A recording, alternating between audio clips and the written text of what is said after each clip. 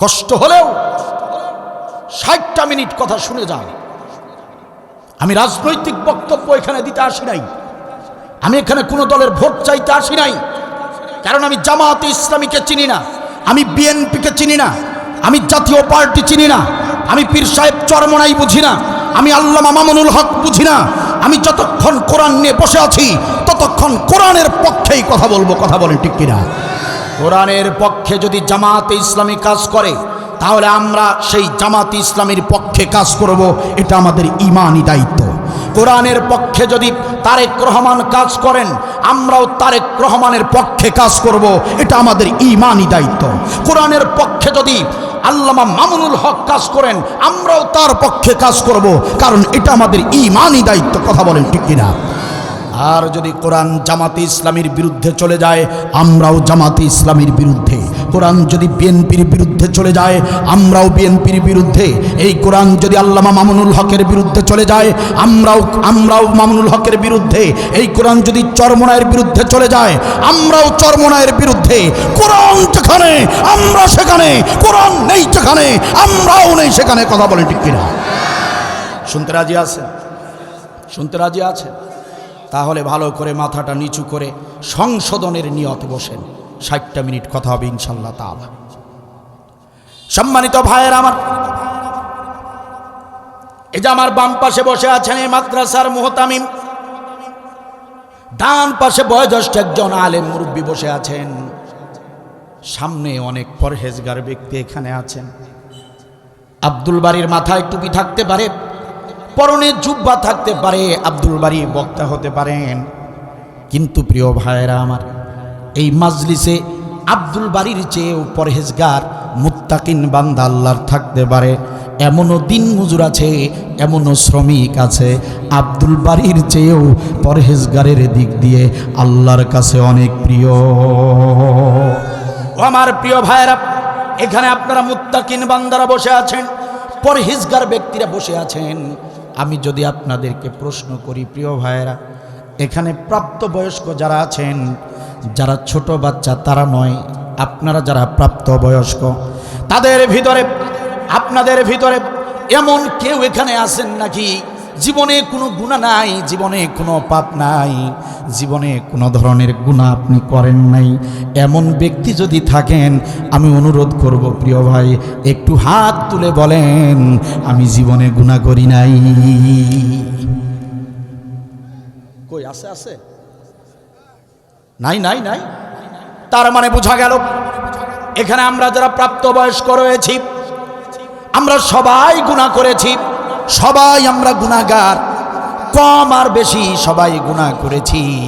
ও আমার প্রিয় ভাইয়েরা আমার, যদি গুনাহগার হয়ে থাকেন ও প্রিয় ভাই আপনার জন্যই আজকের এই আলোচনা।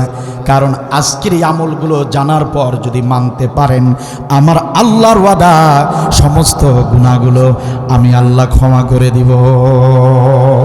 ও আমার প্রিয় ভাইয়েরা, রাজারহাট উপজেলার মুসলমানেরা কান খুলে শোনেন, আল্লাহ রাব্বুল আলামিনের ভাষায়, আল্লাহ রাব্বুল আলামিনের ভাষায় শুনে নেন আল্লাহ রাব্বুল আলামিন কি কথা বলেছেন। 33 নম্বর সূরা 35 নম্বর আয়াতের ভিতরে আল্লাহ তাআলা বললেন, আ'আদাল্লাহু লাহুম মাগফিরাতাও ওয়া আজরান আযীমা। আল্লাহ রাব্বুল আলামিন এই আয়াতের ভিতরে বললেন, ও পৃথিবীর গোলামেরা শোনো, আ'আদাল্লাহ, আমি আল্লাহ ওয়াদা করতেছি, আমি আল্লাহর ওয়াদা, লাহুম মাগফিরা, তোমাদের সমস্ত গুনাহ আমি আল্লাহ মাফ করে দেব। ও প্রিয় ভাইয়েরা আমার, আল্লাহ তাআলা যেটা ওয়াদা করেছেন একটু জবান খুলে বলেন তো দেখি, সেই ওয়াদার খেলাপ তিনি করবেন নাকি? আমার আল্লাহর ওয়াদা, আ'আদাল্লাহ, আমি আল্লাহ ওয়াদা করলাম, লাহুম মাগফিরা, ও গোলামেরা তোমাদের সমস্ত গুনাহগুলো আমি মাফ করে দিব। প্রিয় ভাইয়েরা আমার, এখানেই শেষ নয়, আল্লাহ রাব্বুল আলামিন ক্ষমা করেই ক্ষান্ত হন নাই। তিনি আবার বলছেন, ও গোলামেরা শুধু ক্ষমাই করব না, ওয়া আজরান আযীমা। শুধু গুনাহগুলো মাফ করব না রে গোলাম, শুধু গুনাহ মাফ করব না, গুনাহ মাফ করবার পরে আমি তোমাদেরকে জান্নাতের মালিক বানিয়ে দেব। আজরান আযীমা অর্থ হচ্ছে শ্রেষ্ঠ পুরস্কার আমি তোমাদেরকে দেব। আর মুমিনদের জন্য শ্রেষ্ঠ পুরস্কারের নাম হচ্ছে জান্নাতুল ফেরদাউস, ঠিক কিনা বল? তার মানে হচ্ছে আমি গুনাহ মাফ করে দেব, জান্নাতের মালিকও তোমাদেরকে বানিয়ে দেব। এত আসতে, তাহলে আমার আল্লাহর ঘোষণা, এটা পৃথিবীর কারো কোনো ব্যক্তির কথা নয়। কার কথা? আল্লাহর কথা। আল্লাহর কথায় ভেজাল আছে? বলেন বলেন, ভেজাল আছে? নির্ভেজাল কথা আল্লাহর কথা। প্রিয় ভাইরা, পৃথিবীতে সব জিনিসের ভিতরে ভেজাল আছে। আলেমদের ভিতরে ভেজাল আছে, ডাক্তারের ভিতরে ভেজাল আছে, মাস্টারের ভিতরে ভেজাল মাস্টার আছে, ইঞ্জিনিয়ারের ভিতরে ভেজাল ইঞ্জিনিয়ার আছে, সব জায়গায় ভেজাল। শুধু কি তাই নাকি? আমরা যে হাদিস পড়ি, হাদিসের ভিতরেও জাল হাদিস আছে, ঠিক কিনা বল?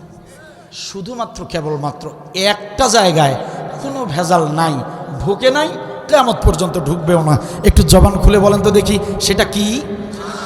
আল্লাহর কোরআন। কোনো ভেজাল আছে? তো আমি যে বললাম, কোথা থেকে বললাম? তো কোরআনের কথা, আল্লাহর কথা, কোনো ভেজাল নাই, ভেজালের কোনো অবকাশ। সম্মানিত ভাইয়েরা আমার, সেই নির্ভেজাল কিতাবে এসেছে বান্দা বান্দীদের গুনাহ খাতা মাফ হয়ে যাবে, জান্নাতের মালিক বানিয়ে দিবে রব্বুল আলামিন, আমাদেরকে জান্নাতের মালিক বানিয়ে দিবে। ও প্রিয় ভাইয়েরা আমার, আল্লাহ তাআলা বলেন গুনাহ খাতা মাফ করব, জান্নাতের মালিক বানিয়ে দেব। শর্ত হলো 10টি কাজ তোমাদেরকে করতে হবে। কয়টি কাজ? পিছনের ভাইরা বলেন কয়টি কাজ? 10টি কাজ।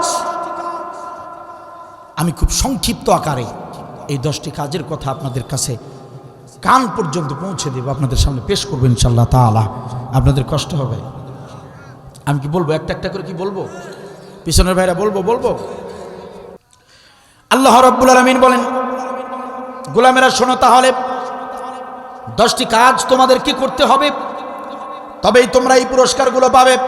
1 নম্বর, ইন্নাল মুসলিমিনা ওয়াল মুসলিমাত। 1 নম্বর নির্দেশ হলো, তোমরা যদি গুনাহ খাতা মাফ করতে চাও, তোমরা যদি জান্নাতের মালিক হতে চাও, নিশ্চয়ই তোমাদেরকে মুসলিম হতে হবে। তোমরা যারা পুরুষ তোমাদেরকে মুসলিম হতে হবে, তোমরা যারা নারী তোমাদেরকেও মুসলিম হতে হবে। একটু জবান খুলে দিয়ে বলেন তো দেখি, কথা আমার নাকি আল্লাহ? এই কোরআনুল কারীমের ভিতরে এই আয়াত ছাড়া আর কোনো আয়াত খুঁজে পাবেন না। এই কোরআনের ভিতরে কোনো আয়াতের ভিতরে আল্লাহ বলেন নাই তোমরা যারা নারী তোমাদেরকেও এই কাজ করতে হবে, তোমরা যারা পুরুষ তোমাদেরকেও করতে হবে। এভাবে কোনো আয়াতের ভিতরে আল্লাহ বলেন নাই। এই একটা মাত্র আয়াত, 35 নম্বর আয়াত, এই আয়াতের ভিতরে আল্লাহ রাব্বুল আলামিন একবার পুরুষদেরকে ডেকে বলেছেন, সঙ্গে সঙ্গে আবার নারীদেরকেও ডেকে ডেকে বলেছেন। এই আমলগুলো পুরুষদেরকেও করতে বলেছেন, নারীদেরকেও করতে বলেছেন, নির্দিষ্ট করে ডেকে ডেকে বলেছেন। পুরুষ যারা তোমাদেরকেও মুসলিম হতে হবে, আবার নারী যারা তোমাদেরকেও মুসলিম হতে হবে। চিৎকার দিয়ে বলেন সুবহানাল্লাহ। তাহলে 1 নম্বর কাজ হচ্ছে আমাদেরকে মুসলিম হতে হবে। কি হতে হবে? বলেন কি হতে হবে? এখন আপনারা বলবেন যে হুজুর, মুসলিম তো আমরা আগে থেকেই, আমাদের বাপ দাদা 14 গোষ্ঠী সবাই মুসলিম। আমাদের স্কুল মাদ্রাসা কলেজে যেখানে লেখাপড়া করেছি ওখানে মুসলিম ধর্মের নাম দেওয়া আছে, এরপর আদমশুমারিতে ধর্মের নাম মুসলিম দেওয়া আছে। আর তাছাড়া আমরা মাঝে মাঝেই তো কথা বলতে গিয়ে এরকমভাবে শার্টের কলার ঝুঁকায় আর বলি আমি মুসলমান, আমি মুসলমানের সন্তান, আরে আমি তো মুসলিম। আমরা তো এগুলো সবসময় বলেই থাকি। তো আমরা তো আগে থেকেই মুসলিম, আমরা আবার মুসলিম হব কেন? কি ঠিক কিনা বলেন? আমরা তো আগে থেকেই মুসলিম, নাকি বলেন? সম্মানিত ভাইয়ের আমার, আমরা যারা মুসলিম, আসলে সত্যিকার অর্থে আমরা প্রকৃত মুসলিম হতে পারি নাই। আমরা যে মুসলিমের দাবি করি, আমরা হলাম নাম কাওয়াজতে মুসলিম। আমরা যদি প্রকৃত মুসলিম হতাম, মুসলমান, আমাদের সমাজে সুদ থাকতো না। আমরা যদি প্রকৃত মুসলিম হতাম, আমাদের দেশে কখনো ধর্ষণ হতো না। আমরা যদি প্রকৃত মুসলিম হতাম, আমরা কখনো ঘুষ গ্রহণ করতাম না। আমরা যদি প্রকৃত মুসলিম হতাম, প্রতিবেশীর ক্ষতি করতাম না। আমরা যদি প্রকৃত মুসলিম হতাম, তাহলে মানুষের হক মেরে টাকা পয়সা করতাম না, বাড়ি গাড়ি করতাম না। ঠিক কিনা বলেন? তার মানে বোঝা গেল আমরা যে মুসলিমের দাবি করি এটা মিথ্যা দাবি করি, এটা নামকাওয়াস্তে মুসলমানের দাবি করি। আমরা প্রকৃত অর্থে মুসলিম হতে পারি নাই, প্রকৃত পক্ষে আমরা এখন পর্যন্ত মুসলিম হতে পারি নাই। আল্লাহর কসম করে বলছি প্রিয় ভাইরা, আমি রমজান মাসে এই আয়াতের ব্যাখ্যা যখন আমি নোট করতেছিলাম, প্রিয় ভাইরা, অনেকগুলো তাফসীর গ্রন্থ ঘেটে ঘেটে আমি যখন নোট করতেছিলাম, এটার ব্যাখ্যা লিখতে গিয়ে আমি যেটা বুঝলাম, আল্লাহর কসম করে বলছি, নোট করতে গিয়ে আমি নিজেও নিজেকে দিয়ে টেস্ট করে দেখেছি, আমি আব্দুল বারী এখনো পরিপূর্ণ মুসলিম হতে পারি নাই। কারণ মুসলিম হওয়া এত সহজ নয়। আপনারা এখন বলবেন, হুজুর তাহলে প্রকৃত মুসলিম কেমনে হওয়া যায় আপনি বলে দেন। তাহলে কান লাগিয়ে শুনেন, আমি বলে দিচ্ছি। এই কুরআনুল কারীমে মুসলিমের যতগুলো ব্যাখ্যা এসেছে, মুফাসসিরিনে কিরামগণ মুসলিমের ব্যাখ্যা করতে গিয়ে লিখেছেন, মুসলিম অর্থ হলো আত্মসমর্পণকারী। মুসলিম মানে হলো আত্মসমর্পণকারী। আল্লামা জামাখশরী রাহমাতুল্লাহি আলাইহি তাফসীরে কাশফের ভিতরে তিনি লিখেন, আল্লাহ রাব্বুল আলামিন যে বিধিবিধান নাজিল করেছেন, আল্লাহ তাআলা যে বিধিবিধান নাজিল করেছেন, এই বিধিবিধানের কাছে আল্লাহর যে গোলামেরা নিজেকে সমর্পণ করে দিতে পারে তারাই মুসলিম। সুবহানাল্লাহ বলেন। আল্লাহ রাব্বুল আলামিন যেটা করতে বলেছেন সেটাই করতে হবে। আল্লাহ রাব্বুল আলামিন যেটা করতে নিষেধ করেছেন সেটা করা যাবে না। হালালকে হালাল হিসেবে মেনে নিতে হবে, হারামকে হারাম হিসেবে বর্জন করতে হবে। আল্লাহর বিধানের কাছে, আল্লাহর ইচ্ছার কাছে নিজেকে সমর্পণ করে দিতে হবে। নিজের ইচ্ছা মতো চললে হবে না, নিজের স্বাধীনতা মতো চললে হবে না। নিজের ইচ্ছেটাকে কুরবানি করে আল্লাহর ইচ্ছাটাকে প্রাধান্য যে ব্যক্তি দিতে পারে, আল্লামা জামাখশরী রাহমাতুল্লাহি আলাইহি বলেন, ওই ব্যক্তি প্রকৃত মুসলিম। কথা কি বুঝতেছেন? যেমন সুদ খাইলে তাড়াতাড়ি ধনী হওয়া যায়, এই ব্যবসায় কোনো লস নাই। সারাদিন নাক ডেকে ঘুম পারবেন, খাবেন দাবেন, ফুর্তি করবেন, মাস শেষে আপনার লাভের টাকাটা এসে জমা হবে। ঠিক কিনা বলেন? তো এর চেয়ে আরামের ব্যবসা আর আছে? আপনি যে কোনো অন্য ব্যবসা যাবেন, হালাল ব্যবসায় যাবেন, রিস্ক আছে। এই যে আমাদের মাদ্রাসার সেক্রেটারি সাহেব তো ব্যবসায়ী মানুষ, ঠিক না? অনেক বড় ব্যবসায়ী মানুষ। ব্যবসা যারা হালাল পন্থায় করে দেখবেন তাদের রিস্ক থাকে। যেটাতে রিস্ক সেটাই জায়েজ, যেটাতে রিস্ক নাই ওটা হারাম। কথা কি বোঝা যায়? তো আপনি ব্যবসা করবেন, রিস্ক আছে। আপনি চাকরি করবেন, সেখানেও টাকা পয়সা বিনিয়োগ করা লাগে, টাকা পয়সা দিয়ে চাকরি নেওয়া লাগে। ঠিক কিনা বলেন? তো মন তো চায় যে সুদি কারবার করে বড়লোক হয়ে যায়। মন তো চায় যে ঘুষ খেয়ে তাড়াতাড়ি বাড়ি গাড়ির মালিক হয়ে যায়। কি মন চায় না? কথা বলেন না কেন? মন চায় না? আল্লাহ বলেন, গোলাম তোমার মন, তোমার ইচ্ছা খারাপ কাজ করতে চায়, মনটা চায়, ইচ্ছা করে। এই ইচ্ছাটাকে যদি কোরবানি করতে পারো, কথা কি আপনার বুঝতেছেন? আর ইচ্ছা তো করে যে জিনা করি, কি ইচ্ছা করে না? ইচ্ছা তো করে ঢাক ঢোল পিটায়া ডিজে ডান্স দিয়ে একটা পিকনিক করি, ইচ্ছা করে না? আমার আল্লাহর ভাষা হলো, আল্লাহর কথা হলো, গোলাম তোমাদের এরকম এরকম ইচ্ছা করে, তোমরা যদি তোমাদের সেই ইচ্ছাকে কবর দিয়ে, সেই ইচ্ছাটাকে কোরবানি করে দিয়ে, সেই ইচ্ছাটাকে কবর রচনা করে যদি আমি আল্লাহর ইচ্ছাটাকে যদি তোমরা বাস্তবায়ন করো, তবেই তুমি মুসলিম। কথা কি বুঝতেছে? কথা কি বুঝাতে পারতেছি আমি? ওখানে ছেলেগুলো কি হয়েছে, এই তোমাদের কি হয়েছে, বসো। হুজুর আপনার কি, আপনার একটু দুই একটা ছেলেকে দাঁড় করায় দেন না। চারপাশে 4 গুণে 4 জন দাঁড়িয়ে যাও, বড় সড়ো ছেলেরা দাঁড়াও।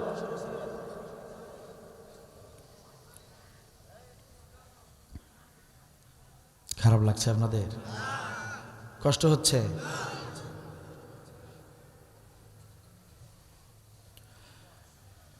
যদি আপনি আপনার ইচ্ছাটাকে কোরবানি করে আল্লাহর ইচ্ছাটাকে যদি প্রাধান্য দিতে পারেন তবে আপনি মুসলিম। সুদ খাবেন, আপনি তখন ভাবলেন আমি সুদ খাইতে চাচ্ছি কিন্তু আমার আল্লাহ তো সুদকে হারাম করেছেন, না আমি সুদ খাবো না, কষ্টে মরে যাব, অভাবে দারিদ্রে মরে যাব, কিন্তু সুদ খাবো না। কেন? আমার আল্লাহ চান না আমি সুদ খাই। ঠিক কিনা বলেন? এটা ভেবে যদি আপনি সুদ থেকে বিরত থাকেন আপনি মুসলিম। সম্মানিত ভাইয়ের আমার, মুয়াজ্জিন মসজিদে আজান দিয়েছে, হাইয়া আলাস সালাহ, এসো এসো নামাজের দিকে এসো। আপনি মোবাইল ফোনে সুন্দর একটা নাটক দেখতেছিলেন, কি মজার নাটক রে ভাই, কিন্তু আজান তো হয়ে গিয়েছে, নাটক তো শেষ হয় নাই। আপনার মনটা বলছে ও সলিমউদ্দিন রে, কলিমউদ্দিন রে, আর মাত্র 20টা মিনিট নাটক রয়েছে, তুমি নাটকটা শেষ করে তারপরে একা একা নামাজ পড়ে নিও। আপনার মনটা বলতেছে আরে সুন্দর ড্যান্স হচ্ছে, টিকটকের গানগুলো হচ্ছে, এটা আগে শেষ করো তারপরে নামাজে যাবে। অথবা আপনি চায়ের দোকানে বসে গল্প করতেছেন, আপনার মনটা বলতে পারে ও কলিমউদ্দিন রে, একটুখানি বসে যা, আর একটুখানি গল্প কর, আরে নামাজের সময় তো আছে, পরে পরে নেওয়া যাবে, আর একটু গল্প চালিয়ে যা। আপনার মন কিন্তু এটা মাঝে মাঝে বলে। এই মন যখন এই কথাটা বলবে, আপনি যদি বলতে পারেন মন রে তোর কথায় তো আমি চলি না, তোর ইচ্ছায় আমি চলবো না, আমার আল্লাহর ইচ্ছা মতো চলবো, আল্লাহর বিধান মতো চলবো, আল্লাহর পক্ষ থেকে বিধান এসে গিয়েছে, সলাতের আজান হয়ে গিয়েছে, সুতরাং আমাকে এই মুহূর্তে সলাতে হাজির হতে হবে। এই কথা ভেবে যদি আপনি সঙ্গে সঙ্গে নামাজে দাঁড়িয়ে যেতে পারেন, আমার আল্লাহ বলেন গোলাম রে তুই হলি আমার প্রিয় মুসলিম। কথা কি বোঝা যায়? হযরতে ইব্রাহিম আলাইহিস সালাম, নাম শুনছেন আপনারা? আমাদের পিতা, জাতির পিতা, আমাদের জাতির আব্বাজান ইব্রাহিম আলাইহিস সালাম, তাকে আল্লাহ তাআলা নির্দেশ দিলেন। কি নির্দেশ দিলেন? তোমার ছেলেকে কুরবানি করো। আপনারা ঘটনা কিন্তু জানেন, আমি ঘটনা বলবো না, একটু মনোযোগ দেন। ইব্রাহিম আলাইহিস সালামকে নির্দেশ দেওয়া হলো তোমার ছেলেকে কি করো? কোরবানি করো, জবাই করো, জবাই। নির্দেশ কার? ইব্রাহিম আলাইহিস সালাম কি করলেন? ইসমাইলের কাছে আসলেন। ইসমাইলকে এসে বললেন, ছেলে আমার, আমিও তো একজন বাবা, আর আমি তোমাকে পেয়েছি অনেক সাধনার পর, বুড়ো বয়সে আমি তোমাকে পেয়েছি, ঠিক না? ঠিক না? তুমি তো আমার কলিজা ইসমাইল, আমার জীবন শেষ করে দিয়ে আমি তোমাকে বাঁচাতে চাই, এমন ভাবে আমি তোমাকে ভালোবাসি। পৃথিবীর বাবারা সন্তানদের জন্য জীবন দিতে জানে, দিতে পারে, বাবারা কখনো সন্তানকে হত্যা করতে পারে না, ঠিক কিনা বলেন? আপনারা যদি বাপ বেটা মিলে যদি ঢাকায় যান অথবা কোনো জায়গায় যদি সফরে যান, গভীর রাত বাপ বেটা দুজনে যাচ্ছেন, ছিনতাইকারী দল এসে আপনাদের দুজনকে ঘেরাও করে ফেলল, ছুরিটা নিয়ে, রিভলভারটা নিয়ে আপনার ছেলেকে যখন ধরে ফেলেছে, তখন আপনি বাবা, আপনার সামনে যখন আপনার ছেলেকে যখন আক্রমণ করছে, আঘাত করছে, তখন আপনি বাবা হয়ে আপনি কি করেন? আপনি ছিনতাইকারী ডাকাতের হাতে ধরেন, পায়ে ধরেন, আর বলেন বাপজান, ও ডাকাত বাপজান, ও ছিনতাইকারী বাপজান, তুমি আমাকে মেরে ফেলো, আমার ছেলেটাকে মেরো না। ঠিক কিনা বলেন? ঠিক কিনা বলেন? আর বাবার পরিচয় তো এটা, নিজের জীবন শেষ করে দিতে পারে কিন্তু সন্তানকে হেফাজতে রাখতে চায়, ঠিক কিনা বলেন? ইসমাইল, আমি তোমাকে এত ভালোবাসি, আল্লাহ যদি তোমাকে না চেয়ে আমাকে চাইতো আমি আরো বেশি খুশি হতাম। আমি যতই তোমাকে ভালোবাসি না কেন ইসমাইল, আমি যে মুসলিম, আমি ইব্রাহিম যে মুসলিম, আমি যে আল্লাহর বিধানের কাছে আত্মসমর্পণ করেছি, আমার ইচ্ছার তো কোনো দাম নাই বাপজান। ও আমার সোনামানিক, আমার ইচ্ছা তো চায় তোমাকে বাঁচিয়ে রাখি, কিন্তু আমার আল্লাহ ইচ্ছা পোষণ করেছেন তোমাকে যেন কোরবানি করে দিই। আমি তো চাই তুমি বেঁচে থাকো, কিন্তু ইসমাইল আমি আমার ইচ্ছাটাকে প্রাধান্য দিতে পারছি না, কারণ আমি ইব্রাহিম, আমি মুসলিম, আমি আল্লাহর ইচ্ছাটাকে বাস্তবায়ন করতে চাই। চিৎকার দিয়ে বলুন সুবহানাল্লাহ। হযরতে ইসমাইল আলাইহিস সালাতু ওয়াস সালাম বললেন, আব্বা জান, আপনি যেমন মুসলিম আমি ইসমাইল, আমিও তেমন মুসলিম। সুবহানাল্লাহ বলে। তুমি যেমন আল্লাহর বিধানের কাছে আত্মসমর্পণ করেছ, আমি ইসমাইল, আমিও আল্লাহর বিধানের কাছে আত্মসমর্পণ করেছি। ও আব্বা জান, আমি তো জানি তুমি তোমার চেয়েও আমি ইসমাইলকে বেশি ভালোবাসো। আল্লাহর বিধান মানতে গিয়ে, আল্লাহর ইচ্ছাটাকে বাস্তবায়ন করতে গিয়ে তুমি যদি তোমার এই কলিজার টুকরাকে জবাই করতে প্রস্তুত থাকো, তবে আমি ইসমাইল, আমিও আল্লাহর ইচ্ছাটাকে বাস্তবায়ন করার জন্য জবাই হতে রাজি আছি।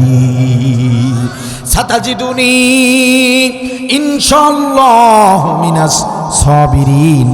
ইসমাইল বললেন, আব্বা জান, আমি ধৈর্যশীলদের অন্তর্ভুক্ত হতে চাই, আমি ধৈর্যশীল হব, আমাকে ধৈর্যশীলদের অন্তর্ভুক্ত পাবেন, আমাকে আপনি ধৈর্যশীলদের মতো পাবেন।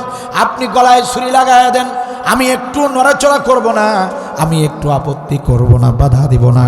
সাতাজিদুনি ইনশাআল্লাহ মিনাস সাবিরিন, আমাকে আপনি ধৈর্যশীলদের অন্তর্ভুক্ত পাবেন, দেরি করবেন না, আমাকে জবাই করে দেন। সুবহানাল্লাহ বলবেন। আমাকে আপনি ধৈর্যশীলদের মতো পাবেন, আপনি জবাই করে দেন, একটু নড়াচড়া করব না। আল্লাহ তাআলার কাছে ইসমাইলের এই বক্তব্যটা, ইসমাইলের সেই দিনের সেই কথাটা আল্লাহর কাছে এত ভালো লাগলো, আল্লাহ তাআলা ইসমাইলের ওই কথাটুক কোরআনের আয়াত হিসেবে নাজিল করে দিয়েছেন। তাহলে আত্মসমর্পণ কেমন আত্মসমর্পণ করা লাগে দেখেন। আমাদের জাতির পিতা, মুসলিম জাতির পিতা ইব্রাহিমের কাছ থেকে শেখেন, ইসমাইলের কাছ থেকে শেখেন। আল্লাহ চেয়েছেন জবাই করতে হবে, ইব্রাহিম জবাই করতে রাজি। কথা কি বুঝতেছেন? ইব্রাহিমের মন কি জবাই করতে রাজি? ইব্রাহিমের মন কিন্তু জবাই করতে রাজি না, কিন্তু আল্লাহ যে চায় এই জন্য তিনি রাজি। কথা কি বুঝতেছেন আপনারা? তো মুসলিম হতে গেলে এইভাবে মুসলিম হতে হবে। খারাপ লাগছে আপনাদের? কষ্ট হচ্ছে? আল্লাহ তাআলা ইব্রাহিমকে বললেন, ইব্রাহিম, তুমি শুধু ইব্রাহিম না, তুমি শুধু নবী না, তুমি মুসলিম হিসেবে, আত্মসমর্পণকারী হিসেবে তুমি যে উদাহরণ আজকে দেখিয়েছো, তুমি শুধু মুসলিম হতে পারো না, আমি তোমাকে মুসলিম জাতির পিতা বানিয়ে দিলাম। সুবহানাল্লাহ বলবেন না? দেখছেন পিতা এমনি হয়েছে, পরীক্ষার পর পরীক্ষায় পাশ করে মুসলিম জাতির পিতা হয়ে গেছেন ইব্রাহিম আলাইহিস সালাম। আর বিগত 16টা বছর আমাদের পুতুলের মা, চিনেন নাই আপনারা? ও, আপনাকে পুতুলের মায়ের এখনই ভুলে গেলেন? 16টা বছর আমাকে পুতুলের মা, হের আব্বারে আমাগর আব্বা জোর করে বানাইতে চাইছিল। কথা বলেন না কেন? জাতির পিতা হলো ইব্রাহিম, আর উনি জোর করেই উনার আব্বারে জাতির আব্বা বানায় দিতে চেয়েছিল, চেষ্টা করেছে। জাতির পিতা এমনিতে হয় নাই, মুসলিম হিসেবে পরিচয় দিয়েছিল ইব্রাহিম আলাইহিস সালাম। তাহলে ইব্রাহিম আলাইহিস সালামের মতো, ইসমাইল আলাইহিস সালামের মতো মুসলিম আপনারা হতে চান? কথা বলেন না কেন? হতে চান? কার ইচ্ছা আগে? কার ইচ্ছা মানতে হবে? কার ইচ্ছা বাস্তবায়ন করতে হবে? তো আল্লাহর ইচ্ছা যদি বাস্তবায়ন করতে চান, তাহলে মুসলিম হিসেবে এই 92% মুসলিমদের দায়িত্ব হচ্ছে এই বাংলাদেশটাকে কোরআনের দেশ বানাতে হবে। কথা বলেন ঠিক কিনা? তো আপনি যদি মুসলিম হন, আর আপনি যদি আল্লাহর আত্মসমর্পণকারী বান্দাই হন, তাহলে আল্লাহ যেটা চান সেটা কেন করেন না? কি কেন করেন না? কোরআনের মাহফিলে লিল্লাহে তাকবীর, কোরআনের মাহফিলে হাত তুলতে বলে, একটা হাত তুলতে বলে 2টা তুলেন, কিন্তু যখন নেতৃত্ব যাচাই বাছাইয়ের যখন সুযোগ এসে যায়, কসকসা নোট দেখে, শাড়ি লুঙ্গি দেখে, চা খেয়ে খেয়ে মাস্তান সন্ত্রাসকে সমর্থন দিয়ে সংসদে পাঠান, আর বলতেছেন আমি মুসলিম।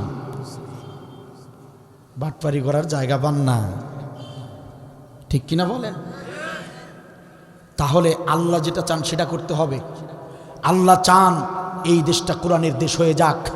আল্লাহ চান এই দেশের, শুধু এই দেশ না, পৃথিবীর সব দেশ কোরআনের বিধান মতো চলুক। কে চান? দিন কায়েম হয়ে যাক, কে চান? তাহলে আমাদেরকেও চাইতে হবে, যদি আমরা মুসলিম হই, আমাদেরকেও চেষ্টা করতে হবে, ঠিক কিনা বলেন? তো সেই সুযোগ তো সামনে, ঠিক কিনা বলেন? তাহলে সুযোগ কাজে লাগাতে হবে। সুযোগ কিন্তু আসে না বারবার।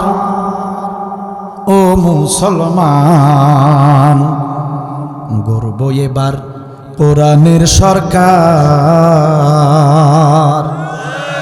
ঠিক কিনা? সুযোগ কিন্তু, আরে সুযোগ কিন্তু আসে না বারবার। ও মুসলমান, গর্ব এবার কোরআনের সরকার। সুযোগ কিন্তু আসে না বারবার।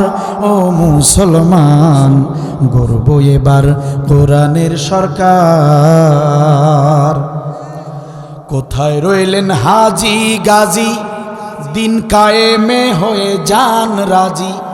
কোথায় রইলেন হাজি গাজী, কোথায় রইলেন হাজি গাজী, দিন কায়েমে হয়ে যান রাজি।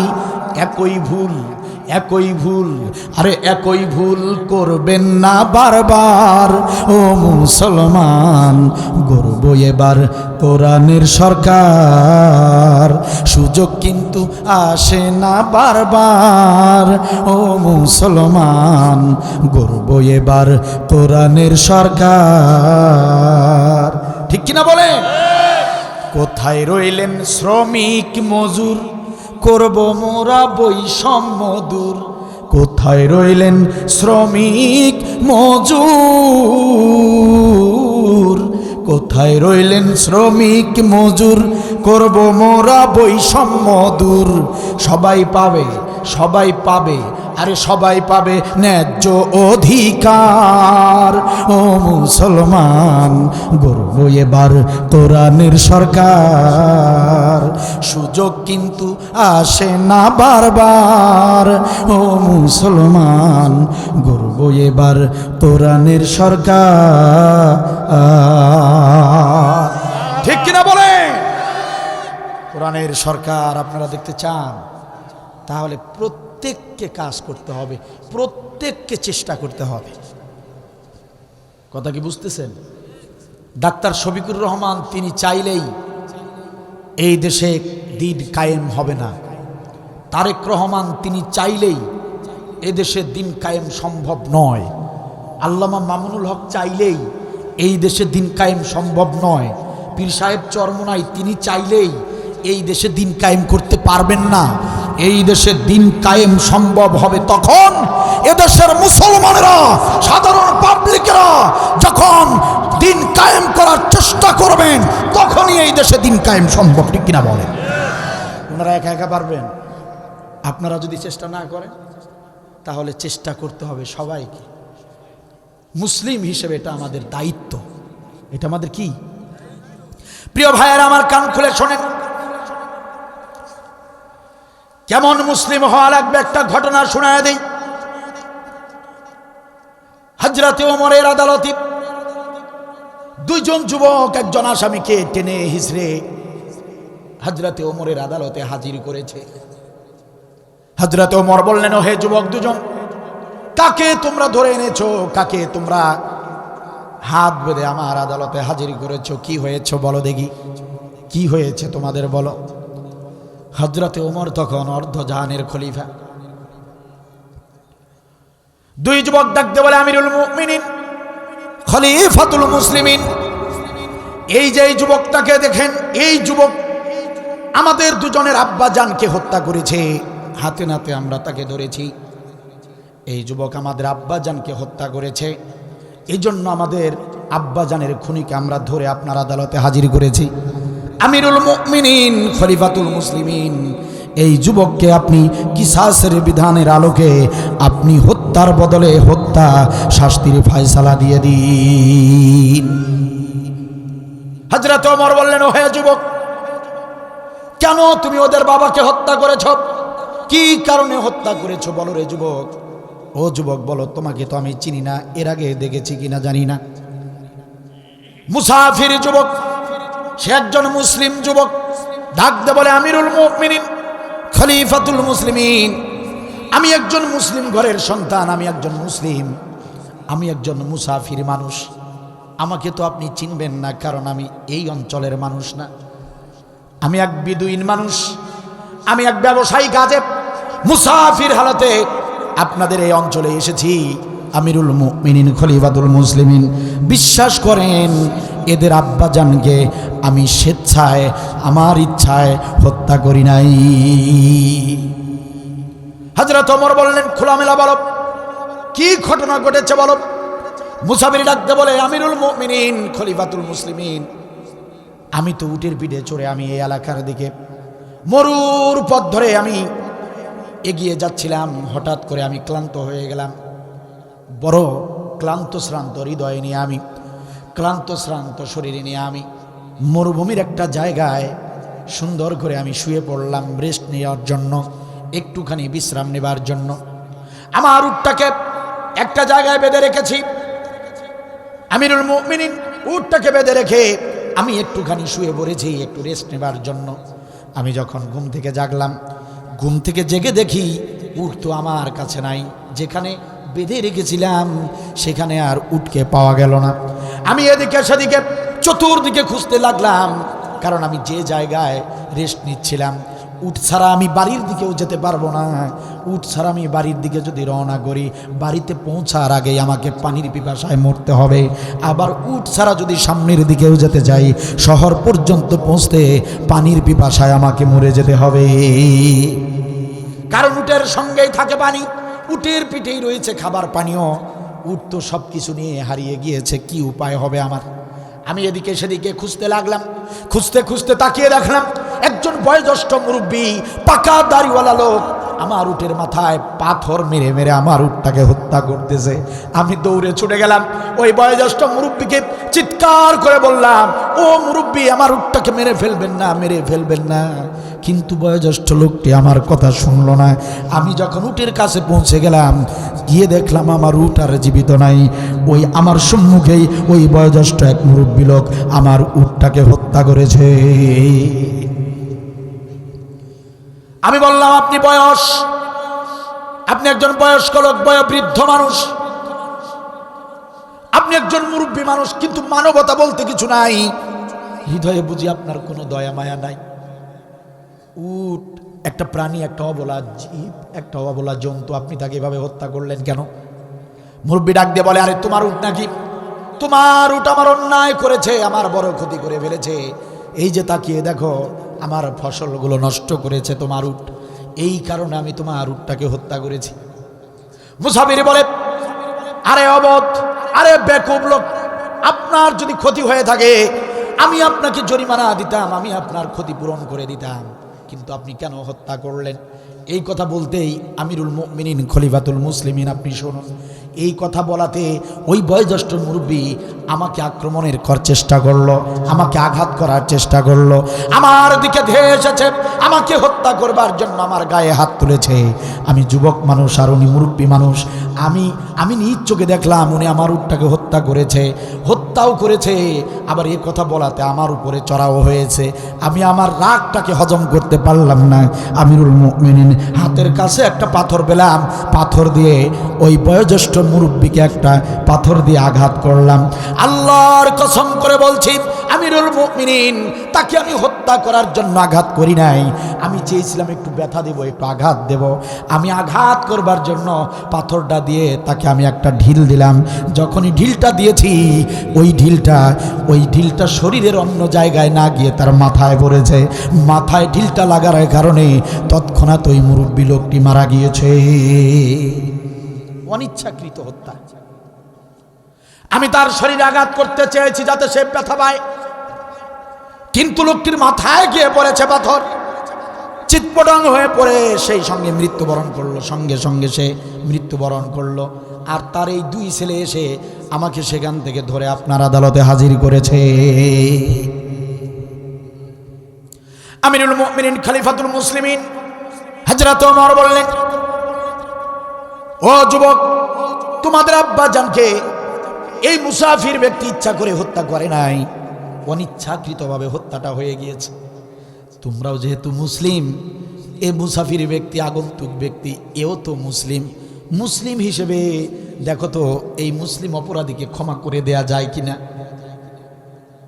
কিন্তু যুবক দুজন বলে, ও হযরতে ওমর, ও আমিরুল মুমিনিন, কিছুতেই নয়, কিছুতেই নয়, আমরা এই যুবককে কিছুতেই ক্ষমা করব না, বরং আপনি মামলা নিন, আমাদের মামলা নিন, আমাদের মামলার বিচার করুন।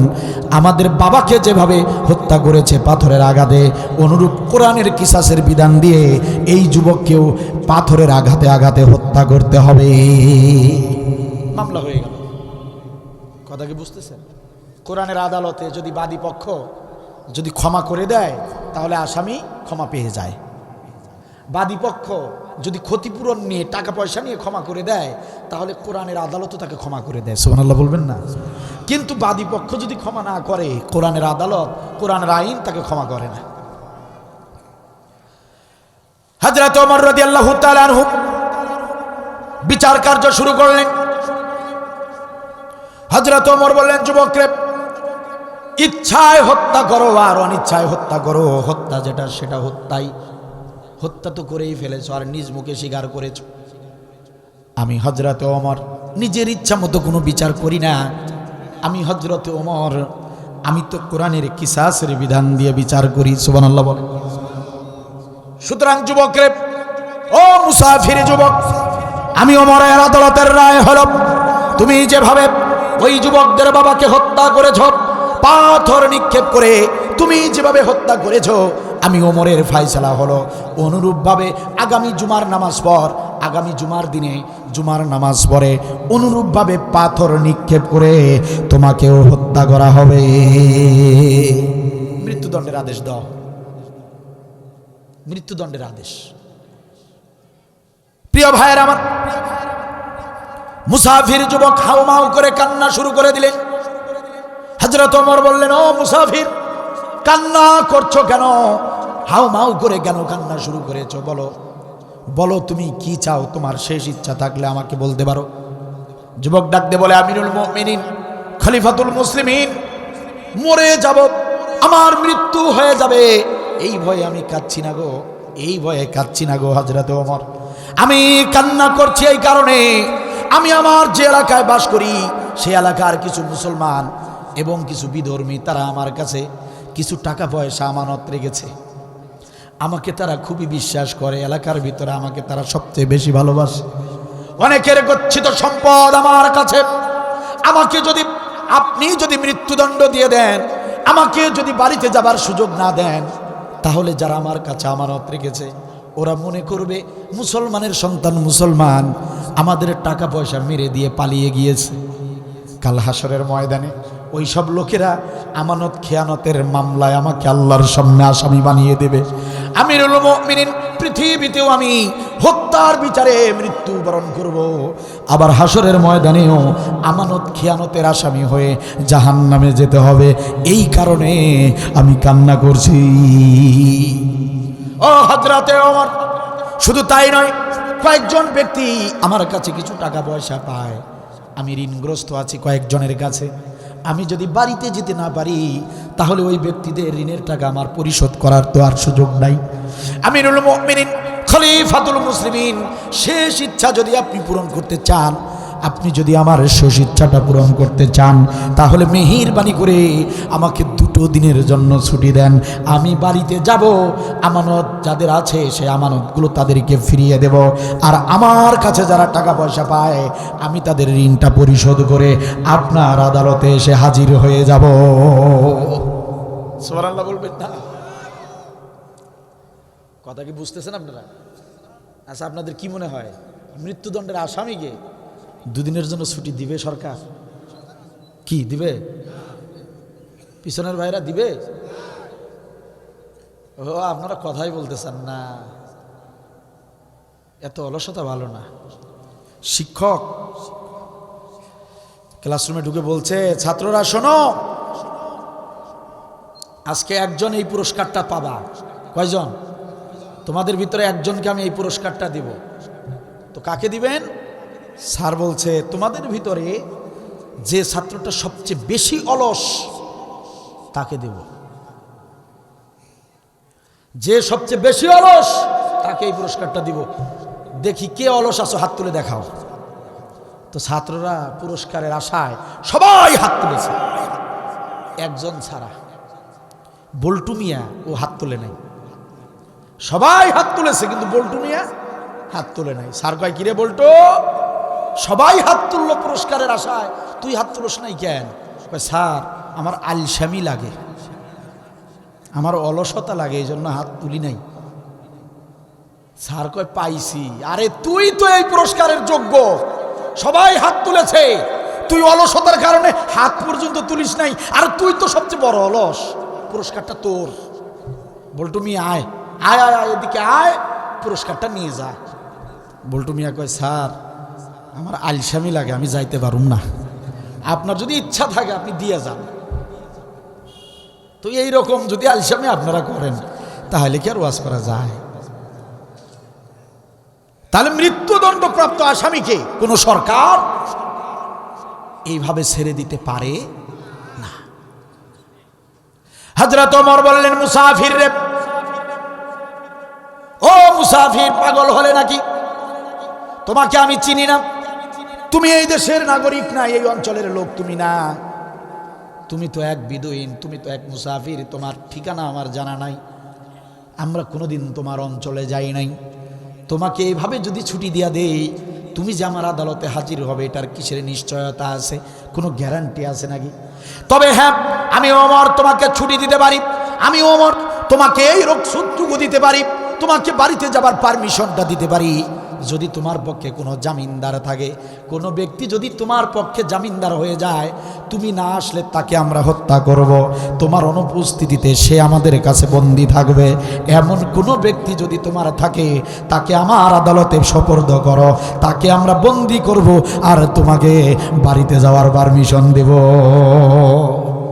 কথা কি বুঝছেন? জামিনদার হওয়া লাগবে। আপনারা মামলা মোকদ্দমায় জেল খাটেন নাই? 2-4 জন খাটেন নাই জেল? হ্যাঁ, আপনারা তো আবার ভালো মানুষ, আপনারা জেল টেল খাটেন নাই। আমি আবার হাসিনা সরকারের সময় 3বার জেল কেটেছি। তো আপনারা দেখবেন যে জেল থেকে বা মামলা থেকে যখন জামিন পান, জামিন যে পান, জামিন তো বুঝেন, জামিন তো 2-1 জন পাইছেন, জেল না খাটেন, মামলার তো জামিন হয়েছে, অনেকের হয় নাই। এটার সিস্টেমটা কি জানেন? ওই মামলার যিনি উকিল ধরেছিলেন আপনি যাকে, ওই উকিল হচ্ছে জামিনদার। কথা কি বুঝতেছেন? ওই অ্যাডভোকেট কি? জামিনদার। ওই জামিনদারকে আমরা বলি অ্যাডভোকেট। ওই অ্যাডভোকেট হলো জামিনদার। উনি আদালতকে বলছে যে এই আসামি পালাবে না, হারাবে না, যখন ডাকবেন তখনই হাজির করব, এটার জামিনদার আমি, তখন আপনার জামিনটা দিয়ে দেয়। কথা কি বুঝতেছেন? হযরত ওমর বলে, এমন একটা জামিনদার দাও, তুমি যে বাড়ি থেকে আবার আমার এখানে আসবে, এটার নিশ্চয়তা কোথায়? যদি জামিনদার দিতে পারো, তাকে আমরা বন্দী করব, তোমাকে ছেড়ে দেব। মুসাফির চোখের পানি ছেড়ে দিয়েছে, ডাক দিয়ে বলে, ওমর, ও আমিরুল মুমিনিন, ওগো মদিনার প্রেসিডেন্ট, আমি তো মুসাফির মানুষ, এই এলাকায় রক্তের কোনো সম্পর্কের মানুষ আমার নাই, পরিচিত কোনো মানুষ নাই, আত্মীয়তার সম্পর্ক কারো সঙ্গে নাই। আপনার আদালতের চারপাশে কত মুখ আমি দেখতেছি, কত মুসলমান দাঁড়িয়ে আছে, বিশ্বাস করেন ওমর, একজনকেও আমি চিনি না, কেউ আমার আত্মীয় নয়, বন্ধু নয়, পরিচিত নয়। সুতরাং আমার মতো একজন বিদুইন মুসাফিরের পক্ষে জামিনদার কেউ হবে না। হবে হবে হবে হয়ে কি করবে? নিজের মরণ নিজে ডেকে আনবে নাকি? হযরত ওমর বললেন, ও মুসাফির আসামি, তাহলে আর কান্না করে কোনো লাভ হবে না, লাভ হবে না রে, কোনো লাভ হবে না। তোমাকে বাড়িতে যাওয়ার সুযোগ দেওয়া গেল না, পারমিশন দেওয়া গেল না। আগামী জুমাবার পর্যন্ত কারাগারে তুমি বন্দী থাকবে। জুমার সালাতের পর তোমাকে মৃত্যুদণ্ড কার্যকর করা হবে। চিৎকার দিয়ে বলেন সুবহানাল্লাহ। খারাপ লাগছে মনে হয় আপনাদের, কষ্ট হচ্ছে? সম্মানিত ভাইরা আমার, হযরত ওমর বললেন, ও আমার পুলিশ বাহিনী, যাও যাও, আসামিকে কারাগারে নিক্ষেপ করো। আসামিকে যখন কারাগারে নিয়ে যাওয়ার জন্য পুলিশ বাহিনী যখন আসামিকে ধরে কারাগারে নিয়ে যাওয়ার প্রস্তুতি নিয়েছে, ঠিক এমন সময় ওই আদালতে উপস্থিত জনতার ভিতরে মুহাম্মদ সাল্লাল্লাহু আলাইহি ওয়াসাল্লামের একজন ভালো মানের একজন সাহাবী, নবী সাল্লাল্লাহু আলাইহি ওয়াসাল্লামের কাছের একজন মানুষ, হযরতে আবু যর গিফারি রাদিয়াল্লাহু তাআলা আনহু হাত তুলে বলেন, হযরত ওমর, আমি কিছু কথা বলতে চাই। ও হযরতে ওমর, আমি আবু জার গিফারি, আল্লাহর নবীর একজন অন্যতম সাহাবী। আমি আবু জার গিফারি ওই মুসাফির আসামির পক্ষে জামিনদার হতে চাই। ওই মুসাফির মুসলমানটাকে তুমি ছেড়ে দাও। হযরত ওমর, ওকে ছেড়ে দাও, আর আমি আবু যর, আমাকে তুমি গ্রেফতার করে কারাগারে পাঠিয়ে দাও। সুবহানাল্লাহ বলবেন, ওটা কাল সকালে বলবে। হযরত ওমর রাগান্বিত হয়ে গেলেন। ও আবু যর গিফারি, পাগল হয়েছ নাকি? কি পাগলামি করো তুমি? তুমি একজন নবীর মর্যাদাবান সাহাবী, আমাদের এই আদালতের ভিতরে একজন সম্মানিত ব্যক্তি তুমি। ও আবু যর গিফারি, পাগলামি করো না। তুমি যার জামিনদার হবা, সেই ব্যক্তি যদি বাড়িতে যাবার পর ফিরে না আসে, তাহলে কোরআনের আদালত তোমাকে পাথর দিয়ে নিক্ষেপ করে করে হত্যা করবে। পাগল হয়েছ নাকি? এই লোকটা যদি ফিরে না আসে, তাহলে তো তোমার জীবনটাই চলে যাবে। পাগলামি করো না। তুমি কি তাকে চেনো? আবু যর বলে, না আমি চিনি না। তাহলে যদি চেনো না, তাহলে কোন সাহসে তুমি জামিনদার হতে চাও? আবু যর রাখতে বলেন, আমিরুল মুমিনিন খলিফাতুল মুসলিমিন মুসাফিরের কান্না আর তার কথা শুনে, তার যুক্তি শুনে আমি বড় নরম হয়ে গিয়েছি। আমি তার ব্যথায় নিজেও ব্যথিত হয়ে গিয়েছি। মুসলমান কি সুন্দর কথা উপস্থাপন করেছে। সে অনেকের আমানত তার কাছে গচ্ছিত, সে যদি সেটা ফেরত না দেয় তাহলে আমানতের খেয়ানতকারী হয়ে যাবে। এই ভয়ে সে বাড়িতে যেতে চায়। কি সুন্দর মুসলমান, কত সুন্দর চরিত্রের একজন মানুষ। তার কাছে অনেক লোকে টাকা পায়, সেই টাকাটা পরিশোধ করবার জন্য সে বাড়িতে যেতে চায়। কারণ ঋণগ্রস্ত যদি ঋণ পরিশোধ করে মারা যায়, পরিশোধ না করে যদি মারা যায়, কাল হাসরের ময়দানে সব গুনাহ মাফ হলেও ঋণের গুনাহ মাফ হবে না। ওমর, আমি জেনে বুঝেই জামিনদার হতে চেয়েছি, কারণ এই মুসলমান খুব ভালো মানুষ। কথা কি বুঝতেছেন? ঋণ পরিশোধ করবার জন্য যেতে চায়, আমানতের টাকাগুলো, গচ্ছিত টাকাগুলো ফেরত দেবার জন্য বাড়িতে যেতে চায়। সুতরাং আমি তার জন্য জামিনদার হয়ে গেলাম। আমাকে গ্রেফতার করেন, ছেড়ে দেন, ওকে ছেড়ে দেন। হযরত ওমর বললেন, পুলিশ বাহিনী গ্রেফতার করা আবু যরকে, আর ছেড়ে দাও মুসাফির আসামিকে। মুসাফির আসামি চলে গেলেন বাড়িতে। আবু যর গিফারি ওমরের আদালতে এখন গ্রেফতার। আগামী জুমার নামাজের পর কি হবে? রায় কার্যকর করা হবে। আর মুসাফির জুমার নামাজের আগেই পৌঁছে যাবে আদালতে। এই কথা দিয়ে বাড়িতে চলে গিয়েছে। সুবহানাল্লাহ বলেন। মুসলিম কারে বলে শোনেন। প্রিয় ভাইয়েরা আমার, জুমার নামাজ শেষ হয়ে গেল। এখন পর্যন্ত আসামি হাজির হয় নাই, এখন পর্যন্ত মুসাফির আদালতে আসে নাই। সমস্ত মদিনার মুসলমানেরা চিন্তিত হয়ে পড়েছে। জুমার নামাজ শেষ হয়ে গেল, এখন তো আদালত বসবে। হযরত ওমর তো আদালতের কাজ শুরু করে দিবে। যদি ওই মুসাফির ব্যক্তি না আসে, তাহলে আমাদের খলিজার টুকরা, আমাদের প্রিয় নবীর প্রিয় সাহাবী আবু যরকে কতল করে দেয়া হবে। আহারে, দোষ নাই, অপরাধ নাই। একজন মুসলমানের পক্ষে দাঁড়াতে গিয়া সেই ব্যক্তির আজকে হত্যা হয়ে যাবে, মৃত্যু হয়ে যাবে। এটা মদিনার মুসলমানরা সহ্য করতে পারতেছে না।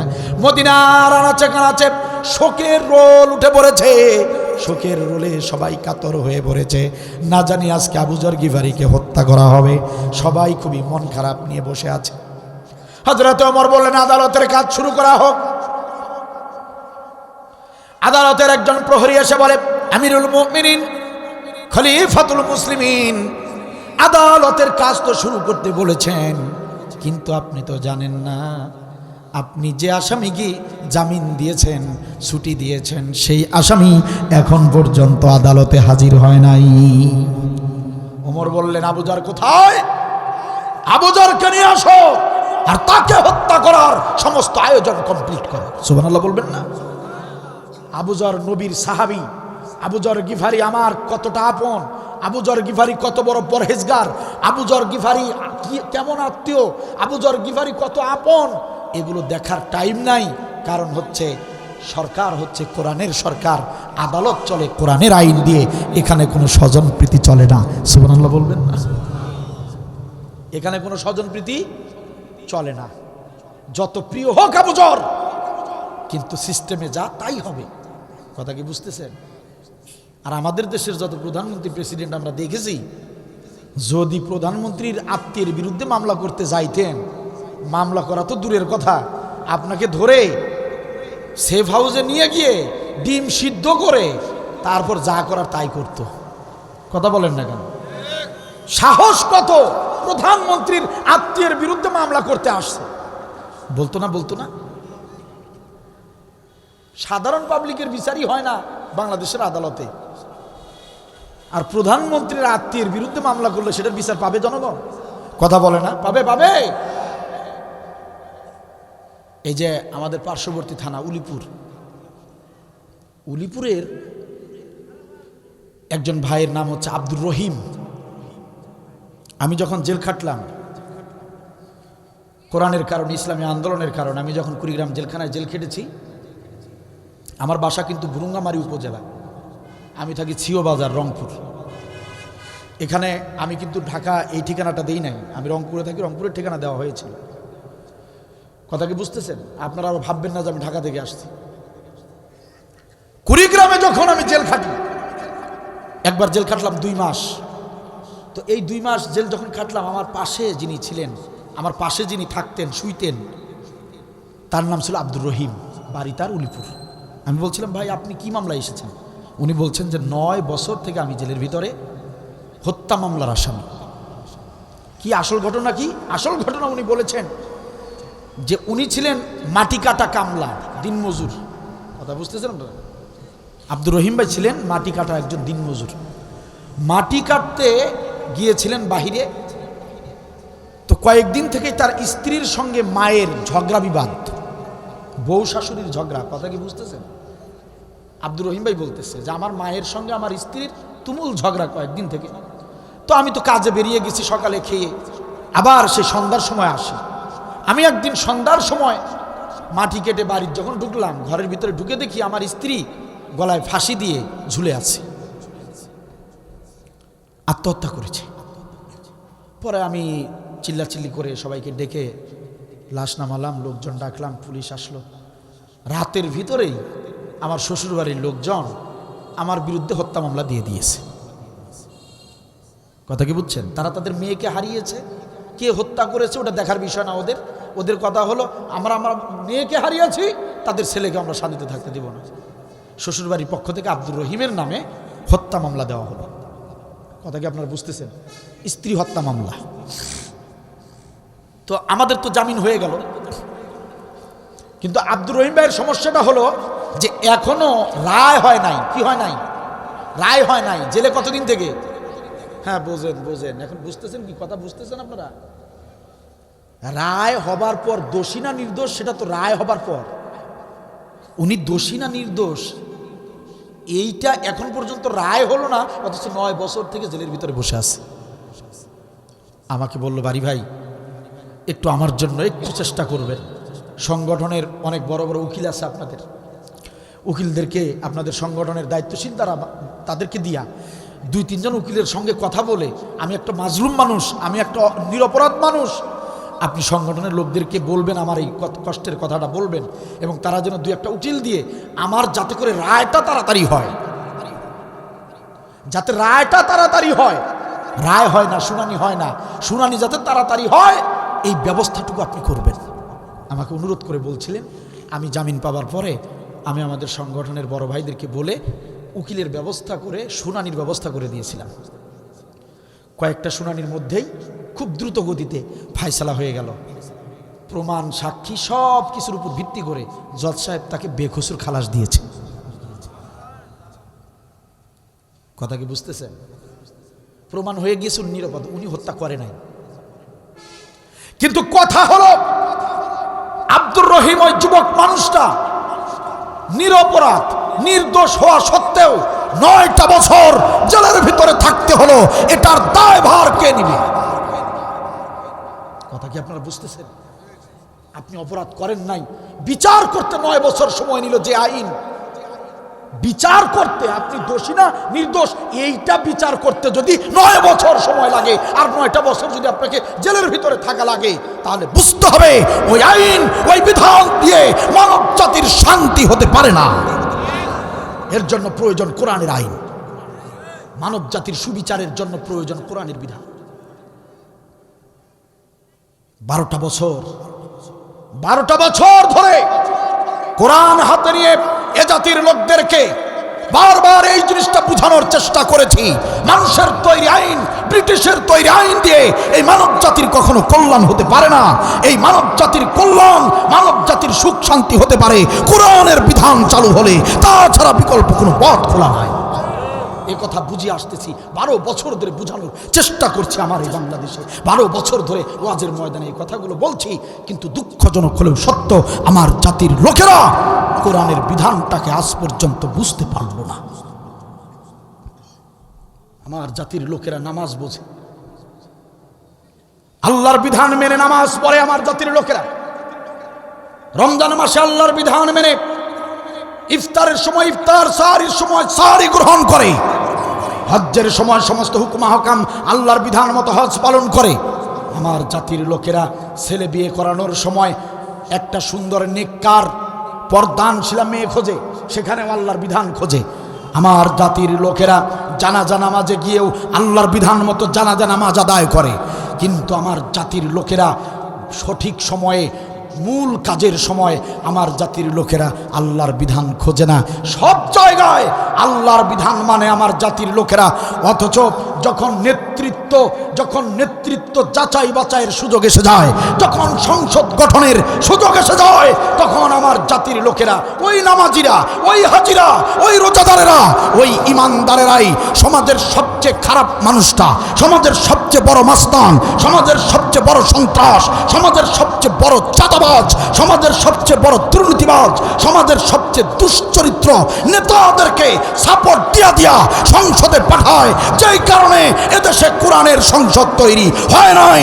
আজও যদি জাতি ভুল করে, আবারও বাংলার জমিনে নতুন করে আগুন লেগে যাবে। কথা বলেন ঠিক কিনা? এ জাতির লোকেরা যতদিন নেতৃত্ব বাছাই করতে গিয়ে যতদিন আল্লাহর বিধান না মানবে, ততদিন এদেশে শান্তি হতে পারে না। নামাজ, রোজা, হজ, যাকাত সব আল্লাহর। তো সংসদে যাদেরকে পাঠাবেন, তো আল্লাহর লোকদেরকে পাঠাতে হবে না?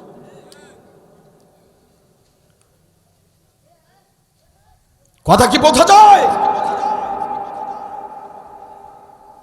তাহলে ইসলামী নেতা যারা হতে পারে, সে বিএনপির নেতা, তার ভিতরে যদি ইসলামের গুণাবলী থাকে, তাকেই সমর্থন দিতে হবে। নির্দেশ কার? কথা কি বুঝতেছেন আমার? আবার বলবেন যে রাজনীতি করে গেল না। আমি কোনো দলের পক্ষে বিপক্ষে দালালি করতে আসি নাই। কোরআনের আইন দেখেন। আবু জর, তুমি যত সম্মানী মানুষ হও না কেন, আমি কোরআনের আদালতের, আমি প্রেসিডেন্ট, আমি হাকিম, প্রস্তুত গ্রহণ করো, তোমাকে হত্যা করা হবে। সুবহানাল্লাহ বলবেন না? আর মাত্র 3 মিনিট। খারাপ লাগতেছে আপনাদের?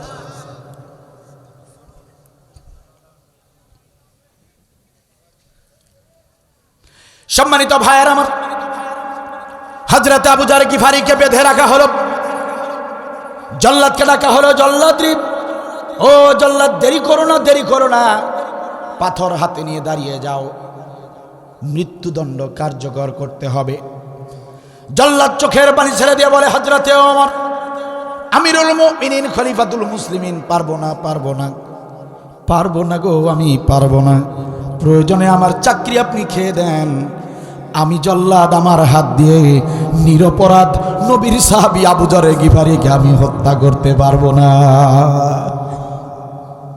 আদালতের মুসলমানরা চোখের পানি ছেড়ে দিয়েছে, সবাই আফসোস করতেছে, আর সবাই মাথা টুকরাচ্ছে, সবাই কান্নাকাটি করছে। আহারে, একজন মুসলমান শুধুমাত্র মুসলিম হবার কারণে, তার পক্ষে জামিনদার হবার কারণে আজকে আবু যর নিজে মৃত্যুদণ্ডের আসামি হয়ে গেল। আবু যর গিফারি প্রস্তুত হয়ে আছে, আমাকে মৃত্যুদণ্ড দিন, কোনো আপত্তি নাই। জল্লাদ বলে, না, আমি মৃত্যুদণ্ড দিতে পারবো না। হযরত ওমর ধমক দিয়ে বলে, জল্লাদ রে, ও জল্লাদ, আবেগ ইমোশন বন্ধ করো। আবেগ দিয়ে আদালত চলে না, আবেগ দিয়ে তো আদালত চলে না। তুমি কোরআনের রাষ্ট্রের একজন কর্মচারী, কোরআনের রাষ্ট্রের বিধি নিষেধ তোমাকে মানতে হবে, যা নির্দেশ দেওয়া হবে তোমাকে তো সেটাই পালন করতে হবে।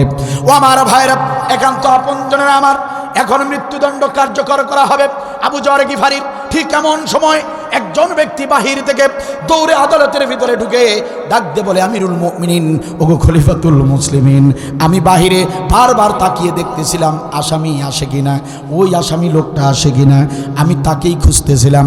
অনেক সময় ধরে মরুভূমির দিকে তাকিয়েছিলাম, এই মাত্র আমি দেখতে পেলাম একজন যুবক ঘোড়ার পিঠে চড়ে টকবক টকবক করে এদিকেই ছুটে আসতেছে, তার পিছনে মরুভূমির ধুলো বালুগুলো উঠতেছে। আমি দূর থেকে দেখতে পেলাম কে যেন আসতেছে ঘোড়ার পিঠে চড়ে টকবক টকবক করে আপনার আদালতের দিকে আসতেছে। আমি দেখতে পেলাম ওই ঘোড়াওয়ালা ওই যুবকের পিছনে ধুলো বালুগুলো উঠতেছে। হযরত ওমর নিজেও সিংহাসনে বসে থাকতে পারলেন না, চেয়ার ছেড়ে দিয়ে হযরত ওমর কৌতূহল নিয়ে উৎসাহ নিয়ে দৌড়ে ছুটে গেলেন বাহিরে। সঙ্গে সঙ্গে সমস্ত মুসলমানরা বাহিরে চলে গিয়েছে, কারণ সবার ধারণা ওই আসামি আসে কিনা, ওই আসামি যদি আসে আবু যরটা বেঁচে যাবে, আবু যর গিফারি বেঁচে যাবে। এজন্য সবাই কৌতূহল নিয়ে আদালতের বাইরে গিয়েছে। সবাই তাকিয়ে দেখতে পেল একজন যুবক আসতেছে, ঘোড়ার পিঠে চড়ে টকবক টকবক করে আসতেছে, পিছনে ধুলো বালুগুলো উঠতেছে। কিছুক্ষণের মধ্যেই দেখা গেল না না না, আর কোনো ব্যক্তি না, যে আসামি দুদিনের ছুটি নিয়ে গিয়েছিল, সেই মুসাফির আসামি, সেই মুসলিম মায়ের সন্তান হযরতে ওমরের আদালতে হাজির হয়ে গিয়েছে। সবাই অবাক, সবাই আশ্চর্য হয়ে গিয়েছে।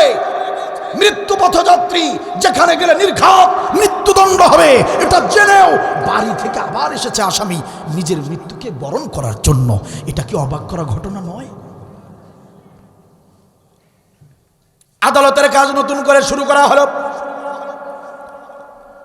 আসামি মুসাফির ডাক দিয়ে বলে, হযরতে ওমর,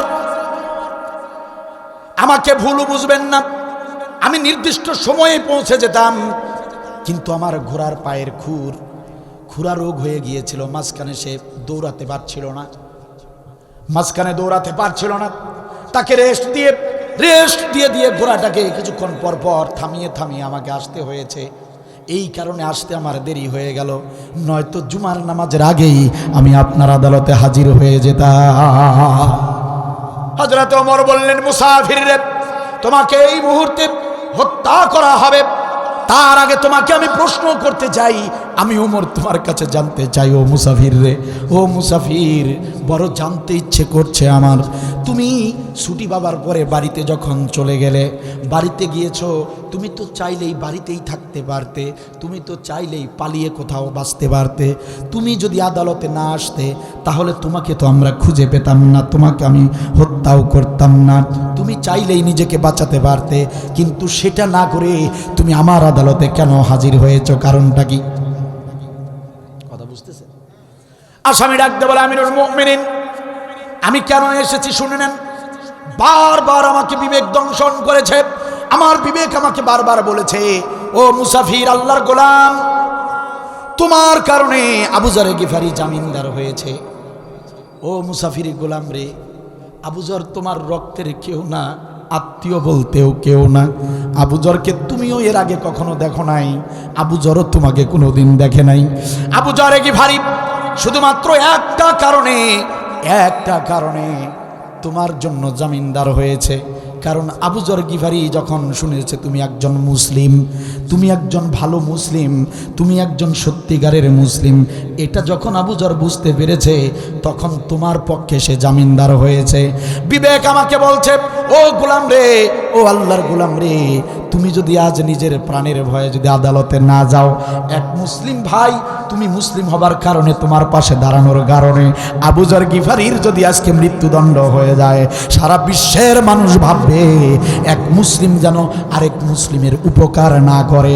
মুসলিম জাতি হলো গাদ্দারের জাতি। ঠিক কিনা বলে হযরত ওমর? আমি যদি না আসতাম তাহলে এই পৃথিবীর মানুষরা আজকে নতুন পরিচয় পেত, ওরা বলতো মুসলিম আরেক মুসলিমের উপকার যেন না করে, কারণ মুসলিমরা হলো গাদ্দারের জাত, মুনাফিকের জাত, এটাই বলতো না। এজন্য আমি মুসলিম হিসেবে আরেক মুসলিম ভাইয়ের সম্মান বাঁচানোর জন্য আমি ছুটে এসেছি। হযরত ওমর দেরি করবেন না, আমাকে আপনি মৃত্যুদণ্ড দিয়া দেন। হযরত ওমর বললেন, মৃত্যুদণ্ড দেব তার আগে আমি আবু যরকে একটা প্রশ্ন করতে চাই। ওরে হযরতে আবু যর গিফারি, তুমি কিভাবে তার জন্য জামিনদার হয়েছিলে? তুমি তাকে চেনো না, জানো না, সেদিন কেন তুমি তার পক্ষে জামিনদার হয়েছিলে বলো তো দেখি। আবু যর ডাকতে বলে, আমিরুল মুমিনিন, খলিফাতুল মুসলিমিন, আমি শুধু একটা কারণেই তার জন্য জামিনদার হয়েছি, কারণ আমি দেখলাম লোকটা মুসলিম, আর যে ব্যক্তি মুসলিম সে তো আমার ভাই। কথা তো আমার না, কথা হচ্ছে আল্লাহর। ইন্নামাল মুমিনুনা ইখওয়া, আমার আল্লাহর বক্তব্য হলো রক্তের সম্পর্ক দরকার নাই, আত্মীয়তার সম্পর্ক দরকার নাই, পরিচিত হবার দরকার নাই। যে ব্যক্তি কালেমা পড়া মুসলিম সেই তোমার ভাইয়ের চেয়েও, রক্তের চেয়েও, আত্মীয়ের চেয়েও, তার চেয়েও কঠিন সম্পর্ক। সেই সম্পর্কের নাম হলো ভাই। কে দিয়েছে এই সম্পর্কটা? তৈরি করে দিয়েছেন আল্লাহ নিজে। এজন্য আমি ভাবলাম আমার মুসলিম ভাই একজন জামিনদারের অভাবে ঋণ পরিশোধ করার সুযোগ পাবে না, এটা হতে পারে না। একজন মুসলিমের অভাবে আমার আরেক মুসলিম ভাই আমানতের টাকা মানুষদের কাছে পৌঁছাতে পারবে না, এটা তো হতে পারে না। এই জন্য আমি আবু যর এক মুসলিমের সম্মান বাঁচাতে, জাহান্নাম থেকে বাঁচাতে আমি আরেক মুসলিম হিসেবে জামিনদার হয়েছি। চিৎকার দিয়ে বলেন সুবহানাল্লাহ। হযরত ওমর বললেন, দেরি করো না, দেরি করো না, কথা শেষ হয়ে গিয়েছে। ও জল্লাদ রে, মুসাফিরকে হত্যা করো। ঠিক এমন মুহূর্তে দুই যুবক হাত তুলে বলে, হযরতে ওমর আমাদের কিছু কথা আছে। এরা হলো সেই দুই যুবক যাদের আব্বাকে হত্যার কারণে তাকে আসামি করা হয়েছে। খারাপ লাগছে আপনাদের? এই দুই যুবক ডাকতে বলে, আমিরুল মুমিনিন, আমাদের দুই ভাইয়ের একটা কথা আছে। হযরত ওমর বললেন, কিসের কথা বলতে চাও? তোমাদের আব্বাকে যে হত্যা করেছে সে তো চলে এসেছে, তোমাদের আব্বা হত্যার বিচার এই মুহূর্তে আমি করব, কি বলতে চাও তোমরা বলো। যুবক দুজন ডাকতে বলে, আমিরুল মুমিনিন, খলিফাতুল মুসলিমিন, ওই যে দেখুন না আবু যর গিফারি, আবু যর গিফারি রাদিয়াল্লাহু তাআলা আনহু বিশ্বনবীর সাহাবী। মুসলিম হবার কারণে, ওই মুসাফির আসামি মুসলিম হবার কারণে কোনো সূত্রপাত নাই, কোনো সম্পর্ক নাই, পরিচিত না, শুধু মুসলিম হবার কারণে দেখুন না জান বাজি রেখে জামিনদার হয়েছিল। আবু যর গিফারি দেখুন জামিনদার হয়ে গেল, কত বড় রিস্ক নিল। আবার দেখেন ওই যে মুসলিম মুসাফির আসামি বাড়িতে চলে গিয়েছিল, বেঁচে থাকার একটা সুযোগ তার হয়েছিল। যে পালিয়ে বাঁচতে পারতো তাকে তো আর কেউ মারতে পারতো না, সে তো সুযোগ পেয়ে গিয়েছিল। যদি ওই ব্যক্তি আর না আসতো তাহলে তো সে বেঁচেই যেত। অথচ দেখেন ও বলল মুসলিমের সম্মান রক্ষা করার জন্য সে চলে এসেছে, নিজের মৃত্যুকে বরণ করবার জন্য চলে এসেছে। তাহলে ওই মুসাফির আসামি ও মুসলিম হবার কারণে ও নিজের মৃত্যুকে বরণ করার জন্য আদালতে হাজির হয়ে গেল। আমিরুল মুমিনিন, খলিফাতুল মুসলিমিন, ওই মুসাফির আসামি ও মুসলিমের পরিচয় দিবে, মুসলিমের পরিচয় দিবে। ওই আবু যর গিফারি ও মুসলিমের উদাহরণ দিবে। আর আমরা দুই ভাই, আমরাও তো মুসলিম, আমরা মুসলিমের উদাহরণ দিব না, এটা তো হতে পারে না।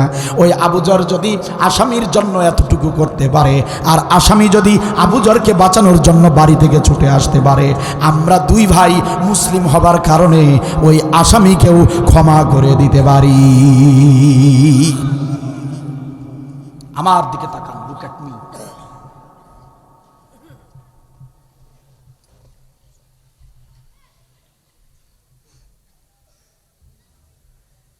কি বলেছি শুনেছেন? আমার দিকে তাকিয়ে কথা শুনুন, ভালো করে মনোযোগ দিয়ে কথাগুলো শুনে যান। আবু যর যদি মুসলিম হবার কারণে আরেক মুসলিমের জন্য জান বাজি রেখে যদি জামিনদার হতে পারে, আর মুসাফির আসামি মুসলিম হওয়ার কারণে এক মুসলিম ভাইকে বাঁচানোর জন্য যদি বাড়ি থেকে আপনার আদালতে আসতে পারে, তাহলে আমরা দুই ভাই, আমরাও তো মুসলিম, আমরা কেন আমাদের আব্বা জানের খুনিকে ক্ষমা করে দিতে পারবো না? সুবহানাল্লাহ বলবেন না? ওগো আমিরুল মুমিনিন খলিফাতুল মুসলিমিন, না না না, আপনি হত্যা করবেন না, কার্যকর করবেন না, মৃত্যুদণ্ড কার্যকর করবেন না। আমরা দুই ভাই এই মুহূর্তে ওই মুসাফির ওই মুসলমান ভাইয়ের বিরুদ্ধে যে খুনের মামলা করেছিলাম, সেই হত্যা মামলা আমরা এই মাত্র উঠিয়ে নিলাম। চিৎকার দিয়ে বলেন সুবহানাল্লাহ। আমার আল্লাহ রাব্বুল আলামিন বলেন, ও পৃথিবীর গোলামেরা, তোমাদের 1 নম্বর কাজ হলো, 1 নম্বর শর্ত হলো, যদি গুনাহ খাতা মাফ করিয়ে নিতে চাও, যদি জান্নাতের মালিক হতে চাও, 1 নম্বর আমল হলো তোমাদেরকে মুসলিম হতে হবে। একটু জবান খুলে দিয়ে বলেন তো দেখি, কথা আমার নাকি আল্লাহ?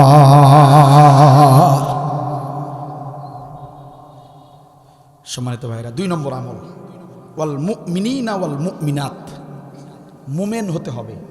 3 নম্বর, ওয়াল কানিতিনা ওয়াল কানিতাত, আল্লাহর নির্দেশ পালনকারী হতে হবে। 4 নম্বর, ওয়াস সাদিকিনা ওয়াস সাদিকাত, সত্যপন্থী হতে হবে, সত্যবাদী হতে হবে। এরপর আল্লাহ তাআলা বলেন, ওয়াস সাবিরিনা ওয়াস সাবিরাত, ধৈর্য ধারণকারী হতে হবে। এরপর আল্লাহ তাআলা বলেন, ওয়াল খাশিঈনা ওয়াল খাশিআত, বিনয়ী হতে হবে, নম্র হতে হবে। এরপর আল্লাহ তাআলা বলেন, ওয়াল মুতাসাদ্দিকিনা ওয়াল মুতাসাদ্দিকাত, সদকাকারী হতে হবে, দানকারী হতে হবে। কথা কি বুঝতেছেন? তো একটা আমল আমরা সরাসরি এখনই করব, পয়েন্টে পয়েন্টে মিলে গেছে। আল্লাহ বলছেন, গুনাহ খাতা মাফ করতে চাইলে, জান্নাতের মালিক হইতে চাইলে তোমাদেরকে হইতে হবে মুতাসাদ্দিকাত, মুতাসাদ্দিকিনা ওয়াল মুতাসাদ্দিকাত, তোমাদেরকে সদাকাকারী হতে হবে, দানকারী হতে হবে, মসজিদের জন্য, মাদ্রাসার জন্য, কোরআনের জন্য, ইসলামের জন্য, ইসলামী আন্দোলনের জন্য, মানুষের কল্যাণের জন্য, অসুস্থ রোগীর জন্য দান সদাকা করতে হবে। একটু আওয়াজ দিয়ে বলেন তো, নির্দেশ কার? আওয়াজ দিয়ে বলেন, নির্দেশ কার? প্রিয় ভাইয়েরা আমার, একান্ত আপনজনেরা, আমি বিশ্বাস করি আপনারা জ্ঞানীগুণী মানুষ।